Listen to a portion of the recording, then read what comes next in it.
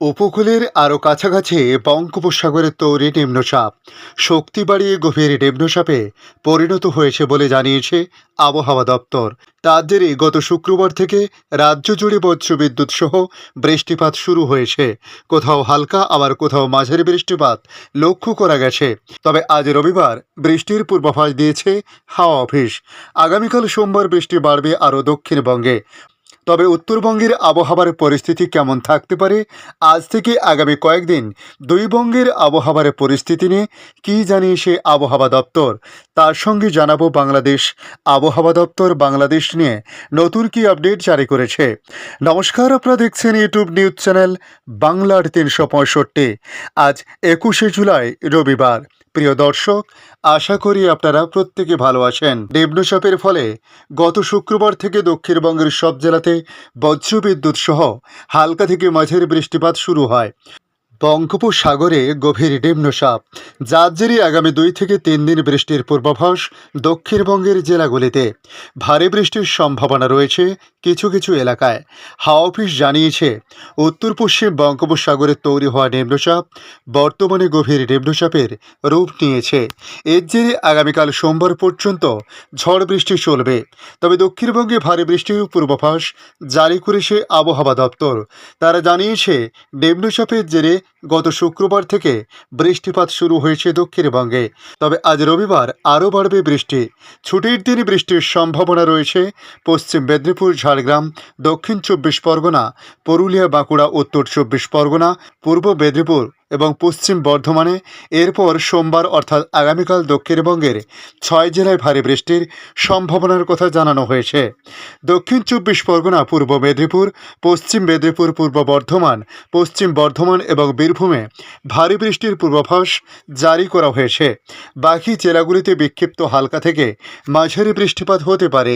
কলকাতায় আপাতত বিক্ষিপ্ত বৃষ্টির সম্ভাবনা রয়েছে, ভারী বৃষ্টির সম্ভাবনা নেই। আলিপুর আবহাওয়া দপ্তরের পূর্বাভাস অনুযায়ী আজ ২১শে জুলাই দক্ষিণবঙ্গের সর্বত্রে হালকা থেকে মাঝারি বৃষ্টি চলবে। কোথাও কোথাও বজ্রপাতের সম্ভাবনাও রয়েছে। নিম্নচাপ ও ভরা ঘটালে উত্তাল সমুদ্র। দীঘায় তীব্র জলোচ্ছ্বাস, আনন্দে মাতোয়ারা পর্যটকরা। দীঘায় এদিন জোয়ারের সময় প্রবল জলোচ্ছ্বাস লক্ষ্য করা গেল। দানবীয় ঢেউ আছড়ে পড়েছে দীঘার সৈকত সরণিতে, আর জলোচ্ছ্বাসে ভিজে আনন্দে আত্মহারা পর্যটকেরা। জেলা তথা রাজ্যের অন্যতম জনপ্রিয় পর্যটন কেন্দ্র দীঘা বর্ষাসহ সব ঋতুতেই সমান জনপ্রিয় পর্যটকদের কাছে। সমুদ্র মাতাল করা জলোচ্ছ্বাস পর্যটকদের আরও বেশি আকর্ষিত করেছে। জোয়ারের সময় ফুলে ফেপে উঠেছে সমুদ্রের জল, আর বড় বড় ঢেউ এসে আছড়ে পড়েছে দীঘা সৈকত সরণি গাড়োয়ালে। সৈকত সরণিতে দাঁড়িয়ে পর্যটকেরা সমুদ্র স্নানের মজা নিল আত্মীয় পরিজন বন্ধুদের সঙ্গে। বঙ্গোপসাগরে নিম্নচাপের মেঘ এখন বাংলা জুড়ে। এদিকে উত্তরবঙ্গের ক্ষেত্রে বলা হয়েছে, কালিম্পং এবং আলিপুরদুয়ার ছাড়া আর কোথাও আপাতত ভারী বৃষ্টির সম্ভাবনা নেই। বিক্ষিপ্তভাবে হালকা থেকে মাঝারি বৃষ্টি হতে পারে কোচবিহার, জলপাইগুড়ি এবং দার্জিলিংয়ে। কলকাতায় আপাতত বিক্ষিপ্ত বৃষ্টিপাত চলবে, তবে ভারী বৃষ্টির সম্ভাবনা এই মুহূর্তে নেই। এদিকে বাংলাদেশ আবহাওয়া দপ্তর তাদের আপডেটে জানাচ্ছে, বঙ্গোপসাগরে একটি লঘুচাপ সৃষ্টি হয়েছে। এর প্রভাবে দেশের সমুদ্র বন্দরগুলোকে ৩ নম্বর স্থানে সতর্ক সংকেত দেখাতে বলা হয়েছে।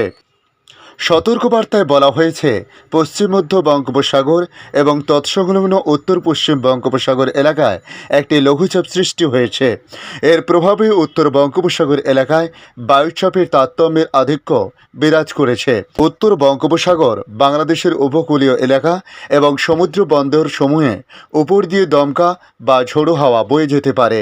তাই উত্তর বঙ্গোপসাগরে অবস্থানরত মাছ ধরার নৌকা ও ট্রলার সমূহকে পরবর্তী নির্দেশ না দেওয়া পর্যন্ত উপকূলের কাছাকাছি এসে সাবধানে চলাচল করতে বলা হয়েছে।